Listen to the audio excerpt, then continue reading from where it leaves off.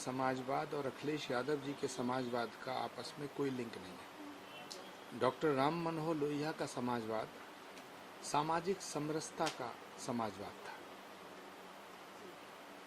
और अखिलेश यादव जी का समाजवाद परिवारवाद, अलगाववाद और नमाजवाद। तो सवाल ये है कि अखिलेश यादव जी कहते हैं कि सनातन ही समाजवाद है, और मैंने गलत कहा। उनका समाजवाद नमाजवाद है। मतलब नमाजवाद ही समाजवाद, और नमाजवाद कोई बुरी बात थोड़ी है। बड़ा पाक मजहब है इस्लाम। अगर अखिलेश यादव जी को नमाजवाद से कोई प्रॉब्लम है तो मैं बताना चाहता हूँ, नमाजवादी होना गलत नहीं है, कोई गुनाह नहीं है। लेकिन नमाजवादी अगर वो होना चाहते हैं तो पूरे तरह से हों। अब लाल टोपी लगा के नमाजवादी तो नहीं हो सकते ना। फिर जालीदार टोपी लगाएं, मजलिस पढ़ें।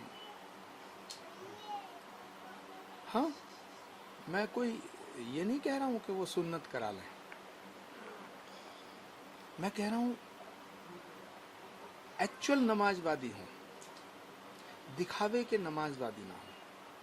नमाजवादी होना बड़ा फक्र का मामला है, बहुत ही फक्र का विषय है। इस्लाम के हवाले से अगर देखा जाए तो नमाजवादी होना बहुत मुश्किल काम है, क्योंकि उसमें नियत बांधनी पड़ती है। अखिलेश यादव जी की नियत ठीक नहीं है। तो मैं सिर्फ इतना कहना चाहता हूं कि एक तो अखिलेश यादव जी का समाजवाद नहीं है, डॉक्टर लोहिया का समाजवाद नहीं है। अखिलेश यादव जी का और समाजवाद का रिश्ता ठीक वैसे है जैसे महात्मा गांधी का और राहुल गांधी का। महात्मा गांधी का कोई भी लक्षण राहुल गांधी में नहीं दिखाई देता। ठीक ऐसे ही डॉक्टर राम मनोहर लोहिया का कोई लक्षण अखिलेश यादव जी में दिखाई नहीं देता। डॉक्टर राम मनोहर लोहिया के समाजवाद में पूरा संसार उनका परिवार था, और अखिलेश यादव जी का समाजवाद पूरे परिवार में पूरा परिवार उनका संसार है। तो ये समाजवाद नहीं है, ये परिवारवाद है। फिर भी मैं उनसे कहना चाहता हूँ कि अगर होना है तो पक्के नमाजवादी होइए। अब लाल टोपी लगा करके नमाजवादी तो नहीं हुआ जा सकता। उसके लिए सफ़ेद टोपी लगाएं, जालीदार टोपी लगाएं, फक्र से कहें कि मैं नमाजवादी हूँ। क्यों परेशान हो रहे हैं? कई नेता तो आपको ट्रोल भी कर रहे हैं। देखिए, जब जब जिस जिस युग में सच बोला गया है उसका विरोध हुआ है। जीसस ने कहा था लव इज गॉड, उसे सूली पे चढ़ाया गया। पैगंबर इस्लाम प्रॉफिट मोहम्मद साहब को भी पत्थर मारे गए। भगवान राम को वनवास मिला। तो कोई अगर मेरा विरोध करता है सच बोलने पर, तो मैं तो यही कहूँगा मुखालफत से मेरी शख्सियत संवरती है। मुखालफत से मेरी शख्सियत संवरती है। मैं अपने दुश्मनों का बड़ा एहतराम करता हूँ। उधर बीएचपी के चीफ आलोक जी ने बोला है चोरी हुई है, निष्पक्ष जांच हो, दोषियों को सजा मिले।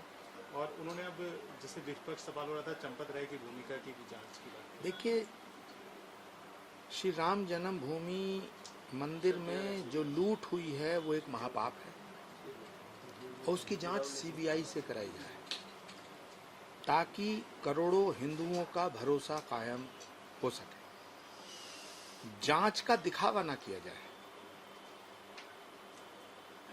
अभी ऐसा लग रहा जैसे कुछ लीपापोती हो रही है, ऐसा लग रहा जैसे कुछ लोगों को बचाया जा रहा है, और ये भारत के प्रधानमंत्री, यशस्वी प्रधानमंत्री आदरणीय नरेंद्र मोदी जी की प्रतिष्ठा के खिलाफ एक साजिश हो रही है। कुछ लोग भारत के प्रधानमंत्री को बदनाम करना चाहते हैं। तो जांच उच्च स्तरीय हो और उच्च एजेंसी से कराई जाए, सक्षम एजेंसी से जांच कराई जाए। और भारत के अंदर सबसे शक्तिशाली सक्षम एजेंसी सीबीआई है। क्योंकि ये चोरी का मामला नहीं है, ये लूट का विषय नहीं है, ये करोड़ों लोगों की आस्था पे चोट का विषय है। इसलिए करोड़ों लोगों का भरोसा कायम हो, दोबारा से भरोसा, उनके विश्वास का, उनकी श्रद्धा की पुनर्स्थापना का विषय है। तो करोड़ों लोगों के भरोसे को ध्यान में रखते हुए श्री राम जन्मभूमि के इस घोटाले की जांच सीबीआई से कराई जाए। प्रमोद तिवारी भी कह रहे हैं कि प्रधानमंत्री क्यों चुप हैं, इतना बड़ा मामला चल रहा है। देखिए, कांग्रेसियों का और समाजवादियों का कोई दीन ईमान नहीं है।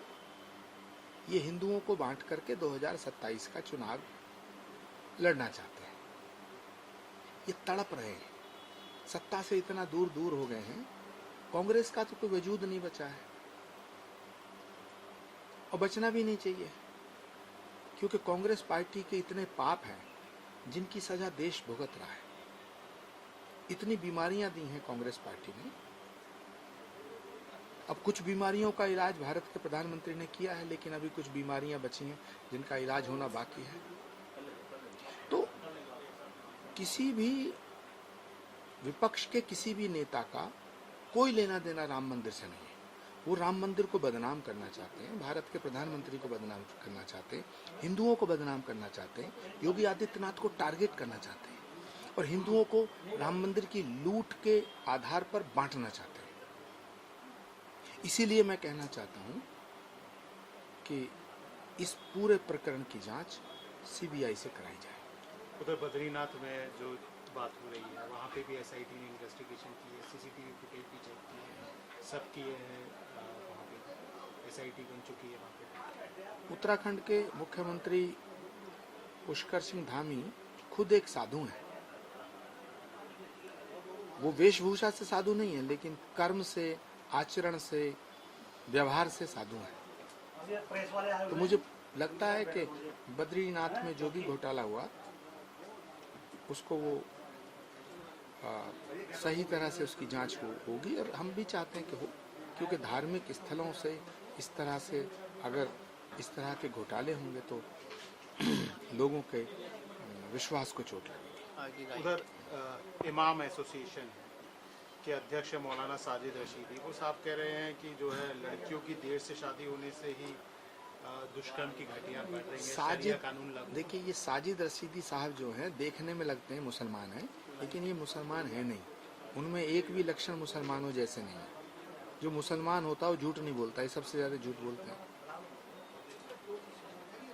उधर निपेन मिश्रा साहब ने भी एक प्रेस कॉन्फ्रेंस की है, वहाँ पे कंस्ट्रक्शन कमेटी के चेयरमैन है। वो कह रहे हैं बड़ी शर्म की बात है और मुझे खुद बेइज्जती महसूस हो रही है और सिस्टम सुधारना बहुत जरूरी है। देखिए, जो खबरें आ रही हैं उनसे तो ये लगता है कि सिर्फ चंपत राय जी का और अनिल मिश्रा जी के इस्तीफे से काम नहीं चलेगा, पूरे के पूरे ट्रस्ट को इस्तीफा दे देना चाहिए।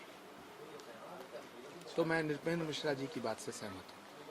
और केशव वेणुगोपाल साहब जी कह रहे हैं कि अयोध्या में राम मंदिर के चंदे में हेरा फेरी पे वो भी वही चुप्पी की बात उठा रहे हैं। सुप्रीम कोर्ट की निगरानी में जांच की बात चल रही है। देखिए, केसी वेणुगोपाल हों, जयराम रमेश जी हों या राहुल गांधी जी हों,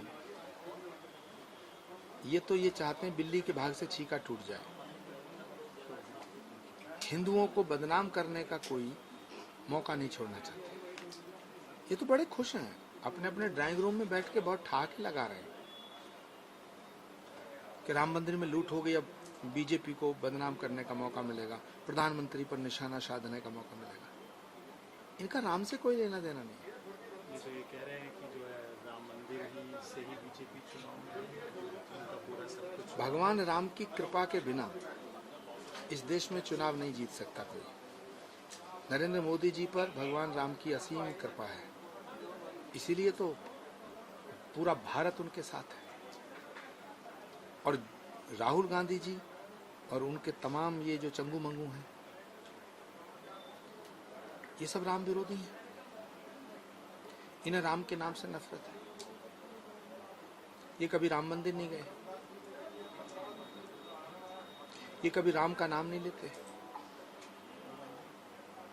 तो जब राम का नाम लेने से तुम्हें दिक्कत है, राम मंदिर से तुम्हें दिक्कत है, तो राम के नाम पर ये राजनीति क्यों कर रहे हो? लूट हुई है पाप हुआ है उसकी जांच सीबीआई से होना चाहिए, पूरे ट्रस्ट को इस्तीफा देना चाहिए। लेकिन ये करोड़ों लोगों के, हिंदुओं के विश्वास का सवाल है। तो राम मंदिर की लूट पर बोलने का अधिकार सिर्फ हिंदुओं को है, विपक्ष के नेताओं को नहीं। उधर पश्चिम बंगाल में भी यूसीसी ड्राफ्ट कमेटी बन गई है, यूसीसी की तैयारी चल रही है, कैसा लग रहा है? वेस्ट बंगाल में क्यों, पूरे देश में यूसीसी लागू होना चाहिए। भारत में पैदा होने वाला प्रत्येक व्यक्ति भारतीय है और भारत का कानून सब पर एक जैसा लागू होना चाहिए। तो यूनिफॉर्म सिविल कोड लागू होना चाहिए, पूरे देश में होना चाहिए। पश्चिम बंगाल में क्या मानते हैं कि ममता बनर्जी के बाद? ममता बनर्जी एक बीता हुआ अध्याय है। टीएमसी अब अतीत बन चुकी है और 2027 के बाद समाजवादी अतीत बन जाएगी।